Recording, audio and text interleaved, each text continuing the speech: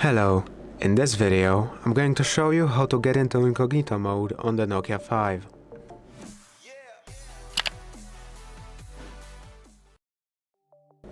Rather than a phone feature, incognito mode is a browser feature, but I will show you how to get into incognito mode on the Nokia 5's inbuilt browser, the Chrome browser.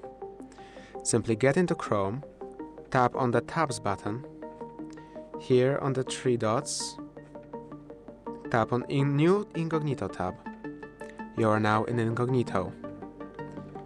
You can now go back into tabs and then tap on Close Incognito tabs if you wish to close them all. Incognito mode does not save any browser data. It does not, however, save you from tracking. If this video has been helpful to you, please consider subscribing, leave a like and a comment down below.